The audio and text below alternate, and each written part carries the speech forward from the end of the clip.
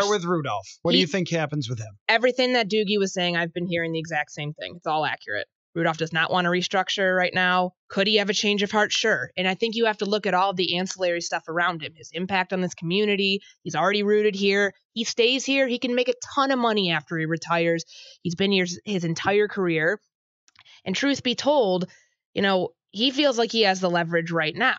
They don't really have anybody else who could just come in and assume that role that he's played. But the last 2 years, he's had 121 catches for just over 1,100 yards. Like, there's not, from the Vikings standpoint of that, you have a $7.6 million cap hit, and the production you've had the last 2 years, some of it is not his fault. We get it. He was asked to block a lot in max protection schemes from John DeFilippo.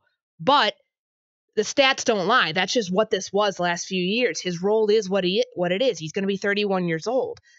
There's the option for a restructure that's on the table that I think they're going to be chipping away at that. They're going to be trying to get that to happen the next few weeks or leading up into the start of the league year. So do I think Rudolph's here? I hear what Doogie's saying, and I hear what other people are saying, that like they would be willing just to kind of wash their hands of it because they have to. In my brain, I just can't see him not being here. And I can't see him going to another team and getting that high of a salary. Not a chance. I've always looked at Kyle Rudolph like a good friend who sometimes blows you off when you have plans, or sometimes I've heard you use this analogy before. Leaves his stuff at your apartment, or doesn't get it for 6 weeks. Says something inappropriate in front of your wife. Like he's not the perfect friend. I'm not saying Kyle Rudolph says inappropriate things. I'm saying that there's this comparison of he's not perfect. He's not a great blocker. We know that. He is not a vertical threat, but he's a great friend. Like, he's always there for you when you really need him. He's good in the red zone. He catches everything that comes his way. I think he had one drop over the last 2 years, or maybe 2 drops. He doesn't have yards after the catch, but he still catches the ball. But if they called up Jared Cook, who's a free agent, who they were interested in last year, and he said, I'll sign there for that same money, Jared Cook is a more dynamic tight end. Or if they feel like they can draft either Noah Fant or TJ Hockenson at the 18th overall pick, that's probably a better, more talented tight end than Kyle Rudolph right now.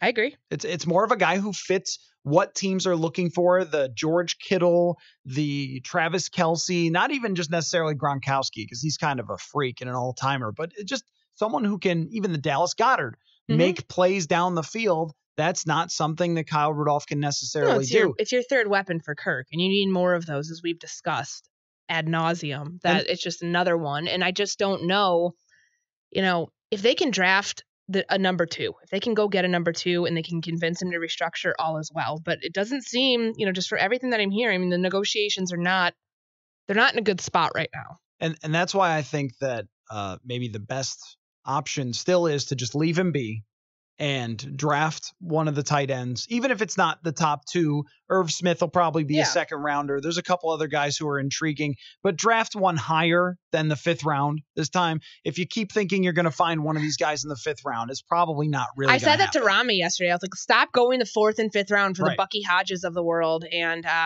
Tyler Conklin, and I'm sure there's others. Michael Pruitt.